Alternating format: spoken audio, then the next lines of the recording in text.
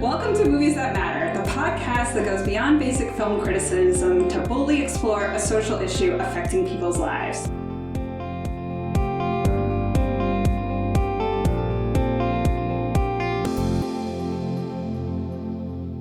I'm back!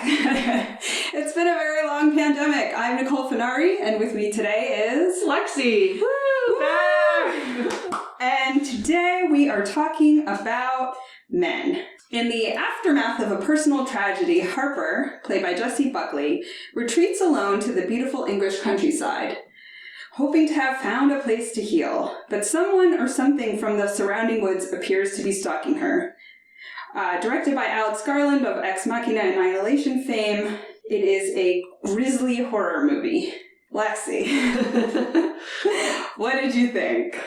I think overall I did like it. You did? Yeah. I'm so surprised. Oh, okay. Yeah, I speaking about more the movie specifically, or the movie aspect rather than the social issue aspect, I thought the acting was overall really good. Rory Kinnear?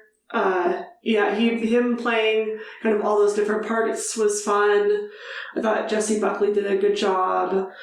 And then I like how it's horror, but it's not jump scares. It definitely had a lot of creep factor in terms of its horror, which makes sense for the subject matter.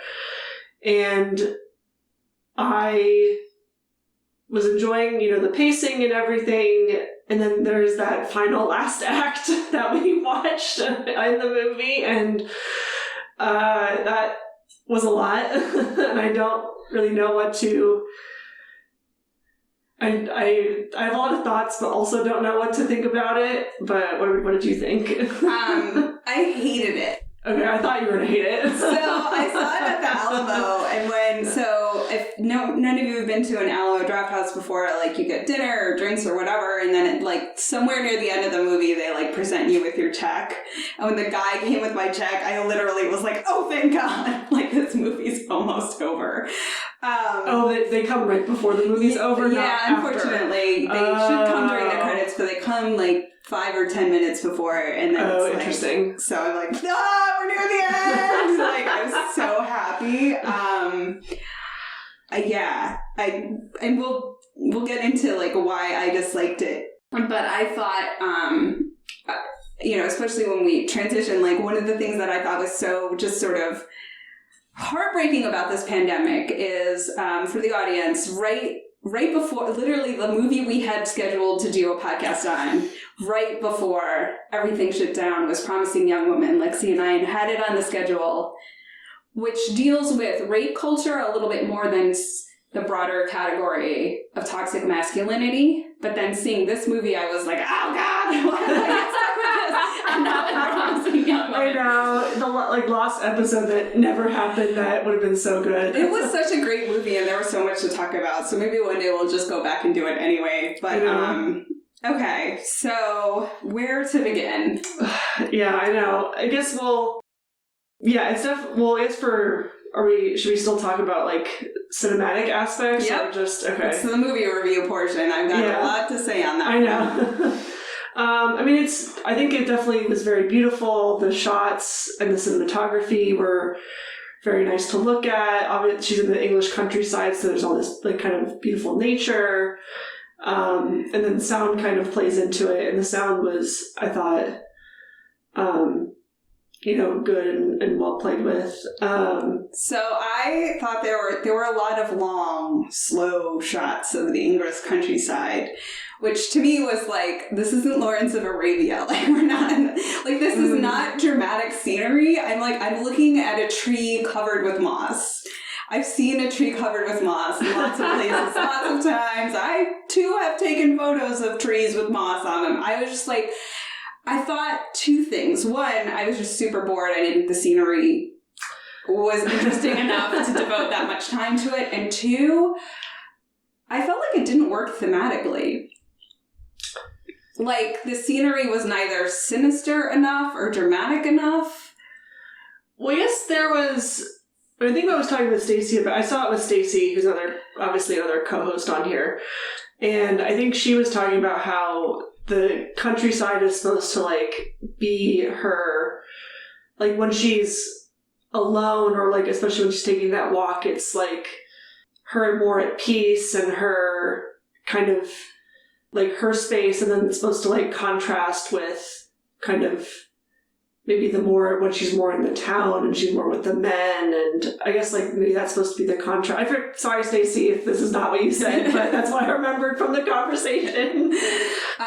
Yeah, I mean, I guess, yeah. I mean, on the one hand, I think they were trying to say, like, you know, the pervasiveness of toxic masculinity is just, like, in these commonplace places, but I was just like, this is a lot of shots of, like, boring wildflowers. I don't already slow movie. Maybe I don't mind it as much, because I was thinking during the movie, I was like, it is, like, can be slow, and I don't mind it as much, but I was thinking Nicole's going to think this movie's boring.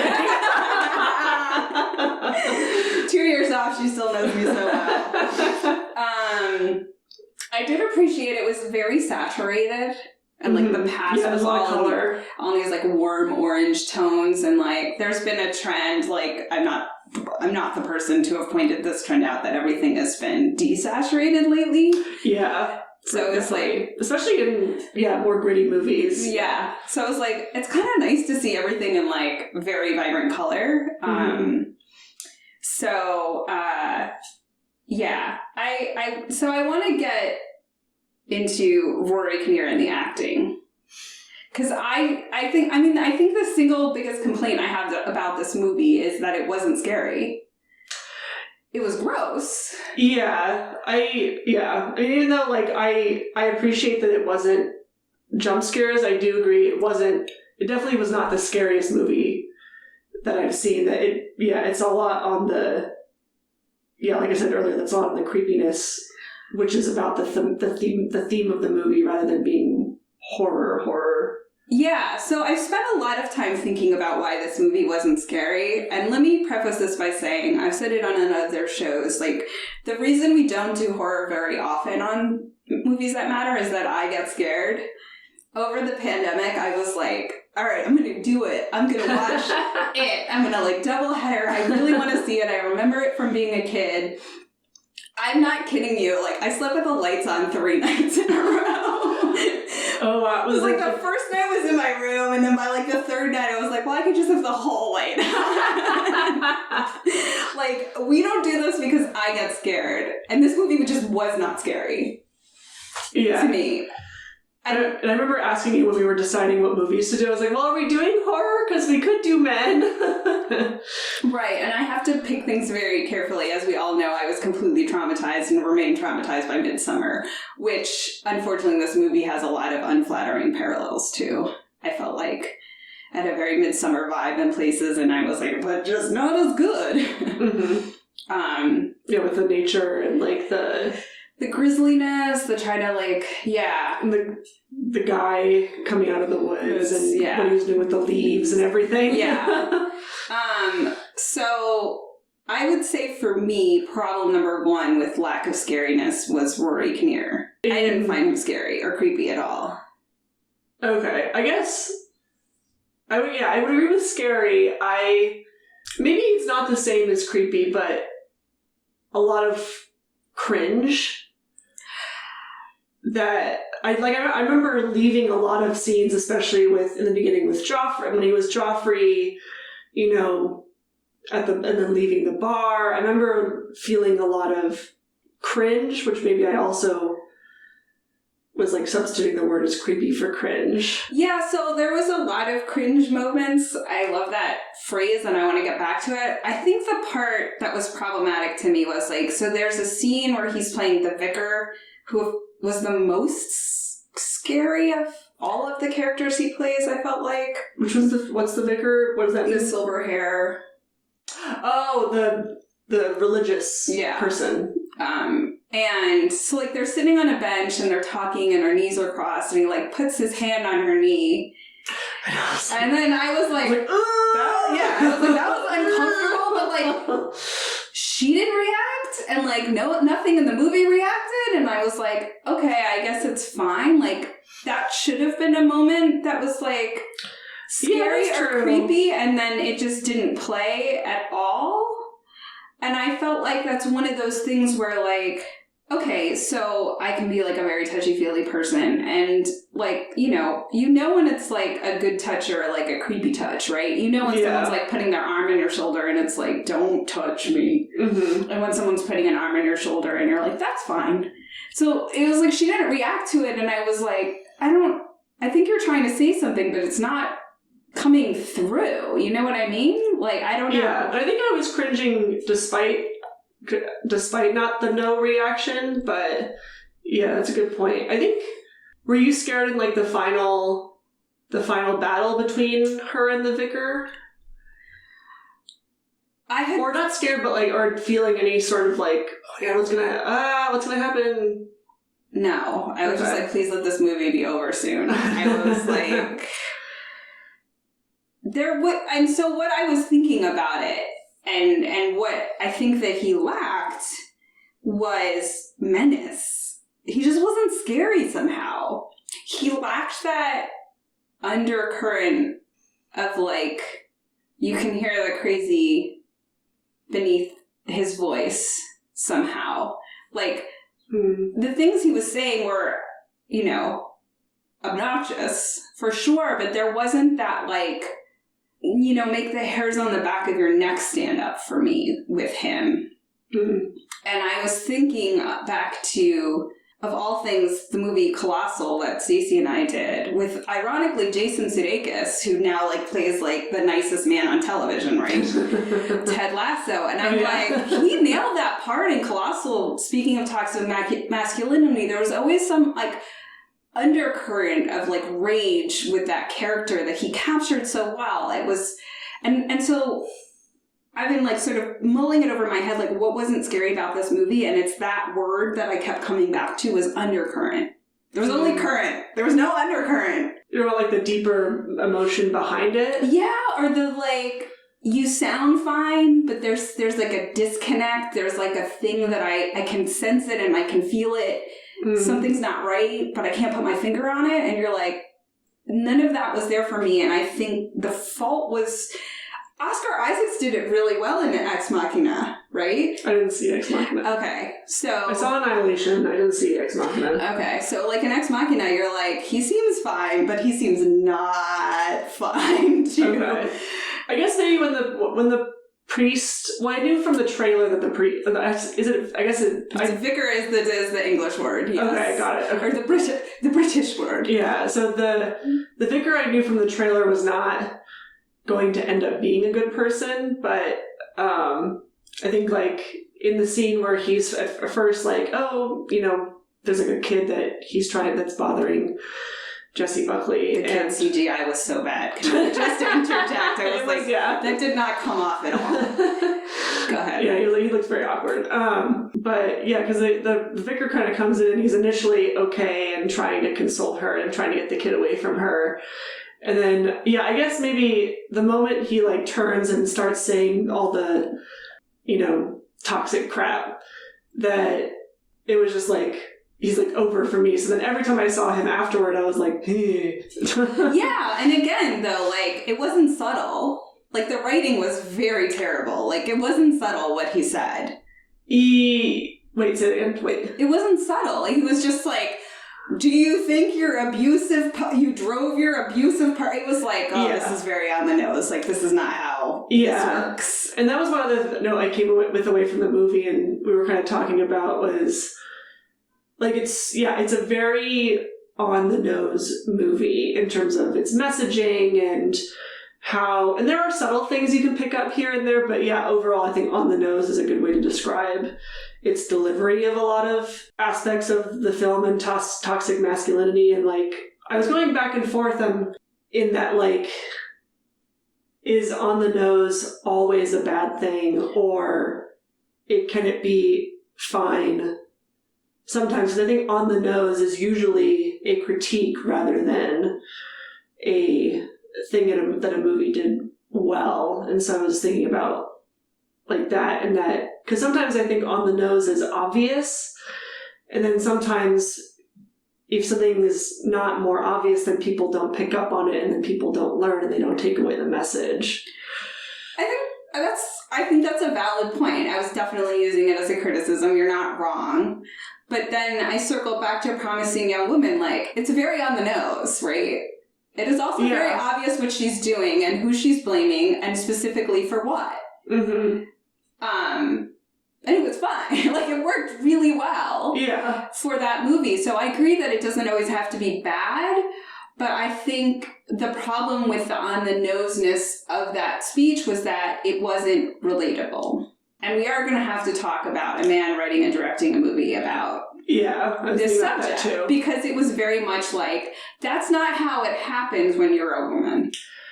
Yeah. No, I think you bring up a good point that maybe there's someone out there who would say it like the vicar did, but that's not how most interactions are going to go. Most people have a social awareness that you don't say to someone who's grieving, like, oh, did you drive your husband to death? Yeah. They might be like, there might be some air of like, oh, what did you do? Yeah. But not that directly. And I tried to look up afterwards, like, oh, was there a writing credit? And maybe Alex Garland just directed it. And then there was like, I think in like the top 3, like writer, director, I don't know about producer, but I remember not seeing any women, or at least names that I perceived that were women, on the top of the credit list for behind the scenes. Yeah, and I think too, in terms of the not scary. So I was reading some reviews. Did you see this on Rotten Tomatoes? I thought this was hilarious. It has like a 73% fresh rating from the critics and a 40% audience rating. Oh, no, I didn't see that. I was like, interesting. So people did like this movie. What did they like about it? And so one of the reviews was talking about her walk in the beginning of the movie, she's like, so she goes to stay in this like beautiful, like very old, centuries old house in the English countryside, and she decides to take a walk, and she's wandering around, and then she kind of sees somebody and she gets freaked out and she runs away. You're talking about when she's in the tunnel? Yeah. Okay. And I'm like, that whole sequence did not play the way it was meant to for me. Another reason why I felt like the movie missed the mark on being scary. There was nothing scary about any of that. I was like, women are not actually afraid all the time, and taking a walk in the countryside in England at 1 p.m. is not something that women should be afraid of. If you saw somebody on the trail, I wouldn't necessarily run in the opposite direction. No, I'm trying to remember. It's been like a week, or maybe even close to 2 weeks at this point since I've seen the movie. And so I remember that she's in the tunnel, she's doing the and then there's someone at the other side, and then I think the figure starts running at her.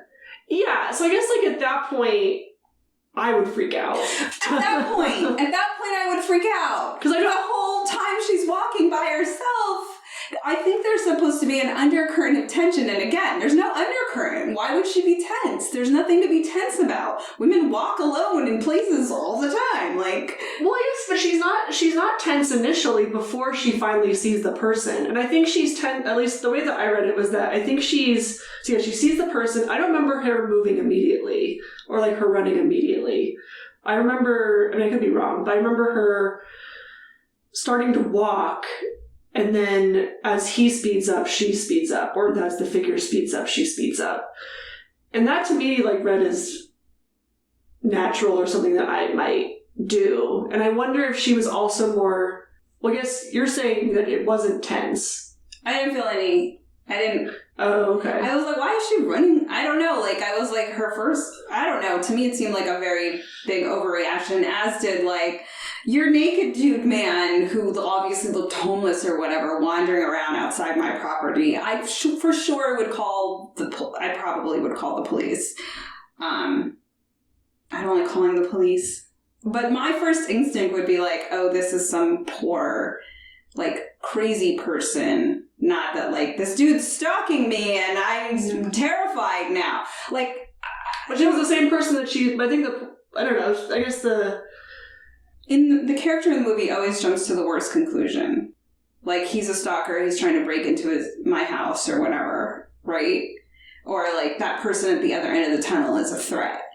And I felt like there's an assumption that, you know, and I've heard this from people before. It's like, oh, you know, women are on their guard all the time and blah, blah, blah. And I was like, no, some women might be, but not all of us. Like, all of us understand, like, the probability of something bad happening is pretty low most of the time. Like, it wasn't at night, you know, she wasn't in a dodgy neighborhood. So to me, I was like, her, like, total freak out about the naked dude wandering around the outside of the house, I would have been like, oh, that's this poor person. Like, something's probably has mental illness. Like, you know what I mean? Like, my first conclusion would be like, he's trying to break into the house and, like, what, attack me, steal something? Anyway, I don't want to belabor this point, but I felt like there was a lot of presumption on the director's part that us seeing a woman alone in the world was automatically scary.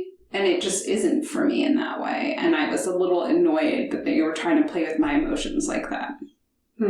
Yeah, I don't know if I fully agree on every point, but yeah, I can see that point. And yeah, I think, like, and then, I'm getting into the commentary, like, oh, police, like, don't believe women when they come forward about stalking or other, you know, things that aren't, like, always strictly cut and dry, but matter usually in the end because, if they're released, then they can do harm again in other, you know, situations. Yes. And unfortunately, I was on the side of the cop. I was like, this isn't a situation where I would expect the police to, like, do more than what they had done.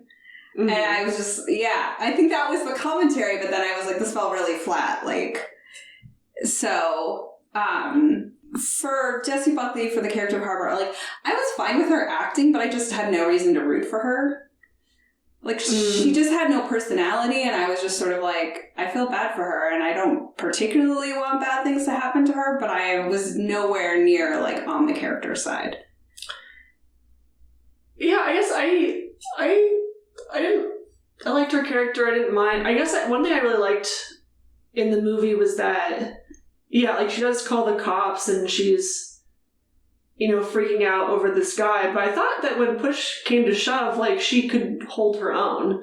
Like, she kind of held her own in, like, the final scene with the vicar, and that, you know, she was freaking out throughout the movie, but I thought that even in the house on her own, she was scared. She was kind of in this balance area of, like, scared, but didn't seem, like, totally helpless, which women can fall into a trap sometimes. And I can see your face that I don't think you agree with me. Well, there was just, like, if she was that freaked out, she should have just left. Like, that was the part that was, like, they didn't, and this is a tension for horror movies, right? It was like, don't go in the basement. Like, you know, like, horror movie victims often make really stupid decisions that you're like, why would anybody, like, make that decision? And there's a point where I was like, you're freaked out, like, run to the car and try to get away. And she kind of... Which I think she does eventually, but like, very late. Very eventually. Very late, yeah. And I was like, okay, I'm annoyed that she doesn't have more agency. I'm annoyed that the writing is trying to keep her trapped in this house, you know, with a friend who's like, well, I'll come up in 4 hours. And there was just sort of like... It was not very well done how she stays behind. But yes, I agree. At some point she has some agency and she's just, like, wielding her knife like a badass. And I was happy about that. And even earlier with the kid scene and then the vicar, like, she's not afraid to, like, when they start crossing that line, she's not afraid to, like, raise her voice and speak up. And I appreciated that aspect about her character. Agreed, but I was like, there were some very, like, tacked on moments of her, like, playing the piano or having a work call where you're like, see, she's just a regular girl like you and me. And I was like, this is not working for me. Okay. Like, this just doesn't make me like her any better or worse. It was just, she just seemed like a very blank slate to me. And And so it was like, I found it very hard to like root for her. So yeah, like a lot of the performances, or a lot of the reviews praised her performance, and I have no complaints about her performance, but I was like, she was not given a lot to do. Again, it's Rory Kinnear I blame. He needed to be scarier somehow. Or maybe the director, maybe that's not on Rory Kinnear, but I was like, he just wasn't scary enough. Yeah, I guess I go back to the cringe, and then I did think that the scene with, like, it was short, but the guy, like, running at her from the front yard and, like, her trying to get to the door, I thought that scene was scary. Yeah, there were elements of it, but like overall I was like, this is very icky, and ickiness is going to stick with me, unfortunately. Yeah. And I'm really glad that it was just icky and not scary, otherwise I'd be up all night. Like I was with Midsummer, I would like never get over it, but so on balance I was happy, but I was also like, this was sad. Moving into like the overall message and the theme, I was super mad at myself that I didn't see it coming. Which part of it? That it was going to be the partner in the end. When she like slit his arm with a knife, I was like, oh, I can't believe I missed that visual cue. I was like literally mad at myself. Oh, that, yeah. I was like, oh, I should have made that connection. Gotcha. Yeah, we were, I didn't realize until later, but yeah, we're pointing out, or the people I saw with were pointing out, like, yeah, the injuries matched, like, there were clear parallels between his injuries at the beginning and injuries towards the end. Yes, yes. And like his ankle breaking and stuff like that as he's like giving birth. Yeah, that whole part was just gross and weird and bad. Yeah, I was like, we don't need this. I don't think we need this. No. I guess, yeah, I think it was supposed to symbolize like how the cycle of men raising other toxic men, or men that hold these toxic viewpoints, and how, you know, it just like continues and continues and continues over generations. But it was very graphic. Yes. And I think, again, like, that was a failure of the movie to make that point. Because toxic masculinity is not about an individual man doing toxic things. It's about the culture that supports. I mean, in addition to, it's both, right? So it's like, well, I think you can. I feel like the larger societal point, which they try to make with the police, got lost in that metaphor. And yeah, and I think they're trying. I think the point with that point of the sort of societal aspect, I think, was attempting to be made through the fact that she's in a village with only men. The only other woman in this movie is the friend. Right. And, you know, they're all played by Rory Kinnear, except for the husband, which I thought was an interesting choice. Yeah. And how he's the only black one. Yeah. I wondered about that as a choice, but then I was like, you know what, you don't deny somebody a good actor a part, because you're like... Yeah, you never know like what it is behind the scenes, but... I did, yeah. There was a moment where I was like, really? We want to make the only black person in this movie the abusive husband? But okay, like...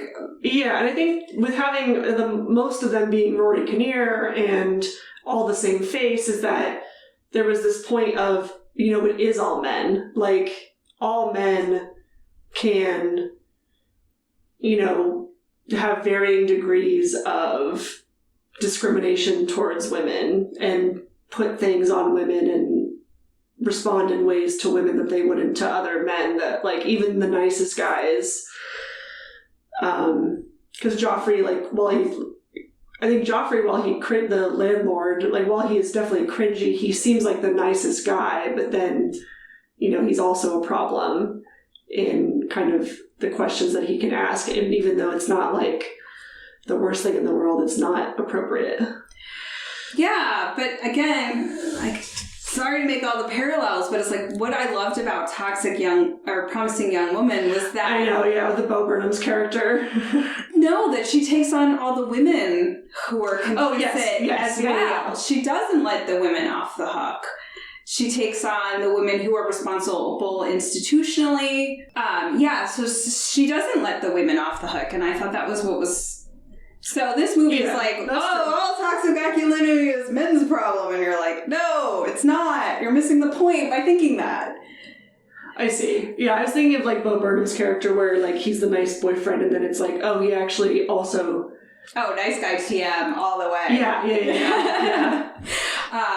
So I just thought that he was ill-equipped to tackle this as a topic. Alex Garland. I see, yeah. And yeah, I guess like I did say I liked the movie and I went back and I think overall liked it in terms of like, I didn't mind like the pacing and all the stuff I said earlier, but I guess one thing, so I do agree with all your points that like Promised Young Woman did a lot of the same things better. It was overall it was definitely a better movie, and that I wish that there had been more women involved in this production at the top line level. And I guess I wonder, and this is outside of the movie, but I wonder if, the on the nose and the more like basic messaging will hopefully help, someone realize that their behavior is inappropriate in different circumstances. That's all I can hope. I guess too though, and then with the on the nose and the being super obvious, like I thought, so you see the breakup between them, and he's using emotional abuse, right? A very classic, if you divorce me, I will kill myself and then it will be your fault. Yeah. And I thought, cool, like this isn't actually portrayed enough in movies, like how terrible a position that is to put somebody in. And I think a lot of us... And it's also, it's not okay. Like, even if you're hurting, it's not okay to put that on someone else. Right. And even if it's not, again, they picked the most obvious example, I will kill myself, and fine, I was okay with that. I mean, I'm sure many of us, men and women alike, have faced a partner in a breakup or like a failure to break up with somebody because we feel like they've told us in many different ways they can't live without us, or that we're supporting them. What will they do financially? We're their emotional rock. They come from a terrible family. How will they survive? That level of emotional abuse of like someone makes you their whole world and then like throws that in your face every time you try to get out, I think is a really good point. And then they followed it up with him actually hitting her, and I was like, I could have lived without the domestic violence, I thought. The point was strong enough on its own. That's true. I agree. Yeah, the sort of love aspect. I was thinking about like the last line in the movie where... Oh, yeah. I think, God, what did he say? He says something like, I just wanted to love you. She looks at him, and at the end of all of this, like, trauma and violence and it's the very end of the movie, so she's like scared. She just went through this horrible thing with the vicar and all the different men and everything. Yeah, and she looks at him and she's like, what do you want from me? Yeah. And he says, love.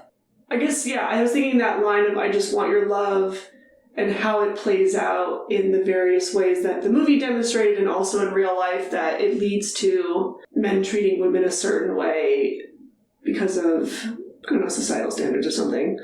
But in that, like, I just want your love, so I want you to do everything for me. And that, like, women becoming their partner's moms, or like, I just want you to love me, so I don't want you, talking to any other man, or like, in all the ways that her husband demonstrated. And it seemed like a very impactful line, and I was trying to think of the implications of it. Yeah, it's hard for me to give much credit to it as a line, because I think the movie got so much wrong about toxic masculinity and the way it plays out in women's lives. But I think the point it should have been making, if it wasn't making it, was that toxic masculinity thinks only in terms of what it can get from women. Yeah. And what it wants from women. Yeah, I think that's what I was trying to get at in my rambling just then. So I'm just like, and that is just I think that's, again, if that's the point it was making, great. The point it should have been making was that toxic masculinity only sees what it can get from women. Wants women to play various roles, right? You get the Madonna and the horror kind of figure thing. Mm-hmm. And, Jeffrey wants her to be a damsel in distress. Yeah. Right, so you get the, I want you to play the rules that I prescribe for you, and I want you to give me what I want out of this. Mm-hmm. And what you want out of this is, functionally irrelevant in my life. Yeah. I mean, I just do come back to this. And I've made this criticism before, and it's, whatever, hashtag not all men, Alex Garland wasn't the person to take this project on. I don't think he understands enough about toxic masculinity to have made a movie about it. And I say that only because I loved Ex Machina, and I actually loved Annihilation as well. So I'm a fan of the director, and I'm just you missed the mark on this one. Mm.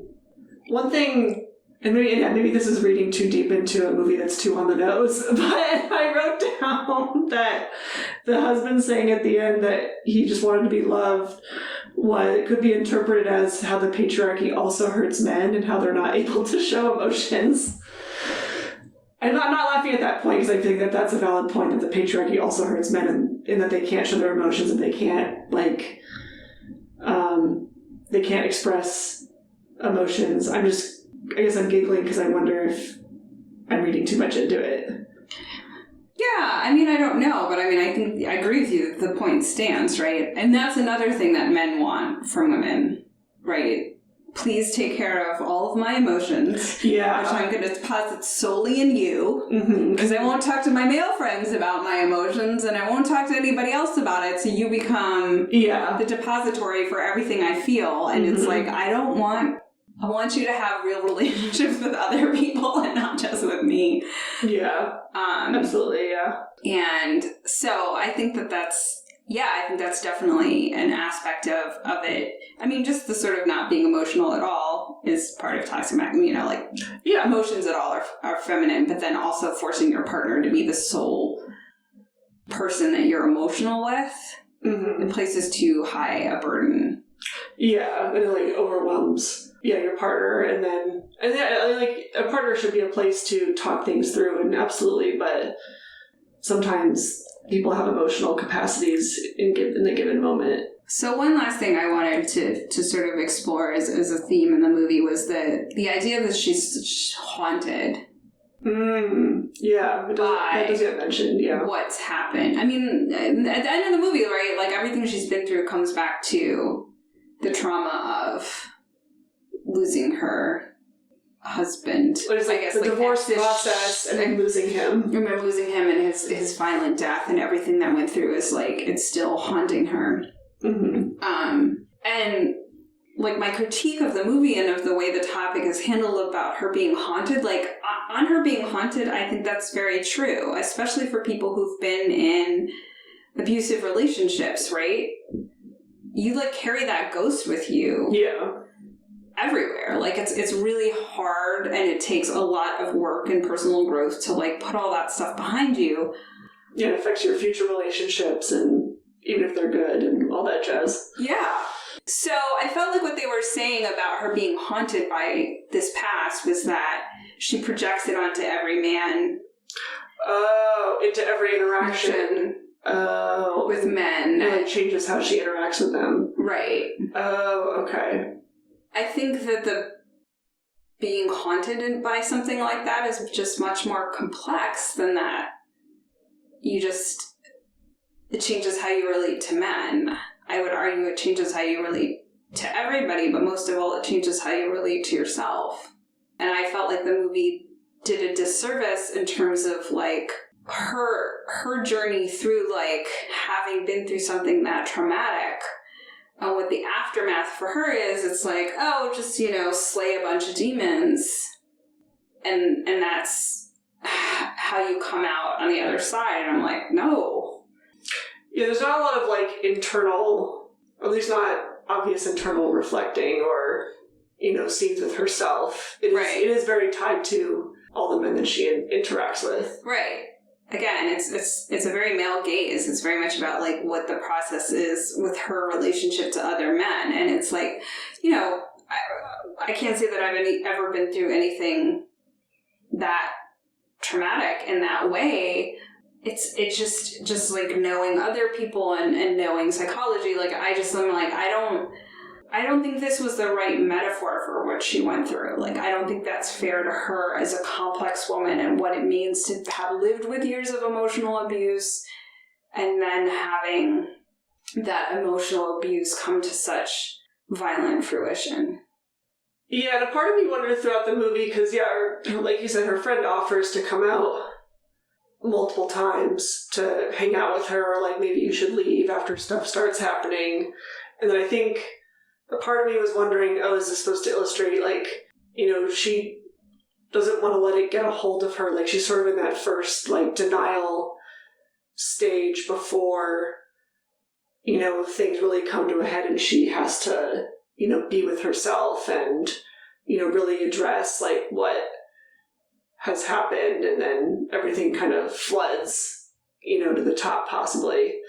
That's fair. I'll buy that. That's true, too, right? When you go through experiences like that, and you're like, no, I'm fine, and you want to be fine so bad, but you just insist. Yeah, like in periods of high stress, like you're looking for something to be normal, and even if it starts off as normal, like you just don't want to, like, let it go. And I wonder if that's, like, why it took so long for her to leave or to have her friend come down, even if it doesn't always seem, like, logical that she would stay that long. Yeah. I guess I just felt like you would feel guilty. Of course you'd feel guilty. Yeah. If you didn't feel guilty, the emotional abuse wouldn't have worked that long. Yeah. You know, would have been out the door sooner. Yeah, you would have been like, wait a minute, or kicked him out sooner. Yeah. Like, I'm not responsible for your emotions. I'm a healthy, actuated woman. Like, I don't need your crap, right? Like, so I just sort of felt like that last scene with them on the couch and her just, like, exhaustion and everything she'd been through was, like, a good metaphor for, like, how difficult that emotional process was. But I also felt like they skipped out on, like, the internal aspects of it. Her internal story. Yeah. In favor of, like, how does this impact men? Yeah, you need a lot of good, like, showing scenes about... Yeah, like, you could include some showing scenes of how she's processing and whatnot, but yeah, that was not included in the film. And yeah, it's like, I mean, there are, like, there's a book that I can be my recommendation, but alright, so Lexi's skipping ahead, everybody. And yeah, I do agree that I think most stories benefit from being written about women being written by a woman for all the nuances and decisions and whatnot. And I think there can be, exceptions. And the book series, an absolutely remarkable thing in the second book, A Beautifully Foolish Endeavor, written by Hank Green. It has a female LGBTQ protagonist, and she is a very three-dimensional character, and this book series overall is very good. I think if you like sci-fi mystery, and also it's a lot about kind of internet, I think, in the new age, but I know he got a lot of feedback throughout his process from women about how to tell the story of a woman. Yeah. So it's important to do the work if you're someone who's not part of that community, if you're to write someone of that community. Agreed. On that note, on a scale of 1 to 10, where 1 is this movie is terrible and no one saw it and it had nothing to say, and 10, this is a movie where life and movies as we know it are changed forever, our impact score, what would you give this movie? I'm going to give it a 4. Okay. That's lower than I was expecting.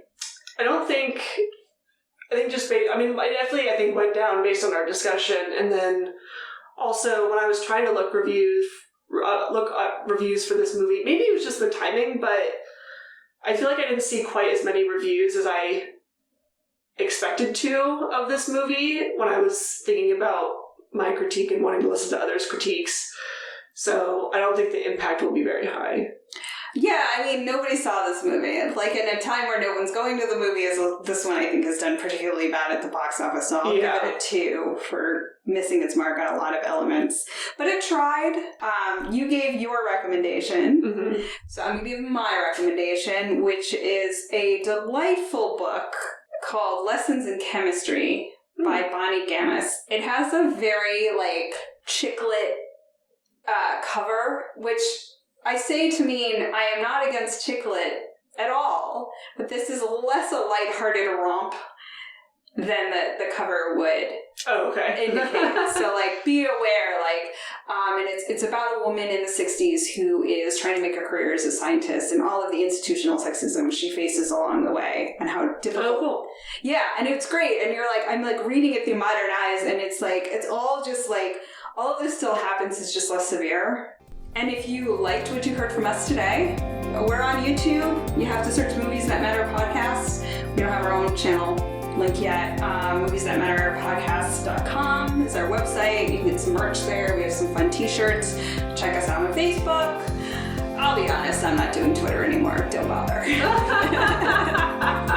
I hate Twitter. Twitter's accessible, and I'm happy for Elon Musk to buy it.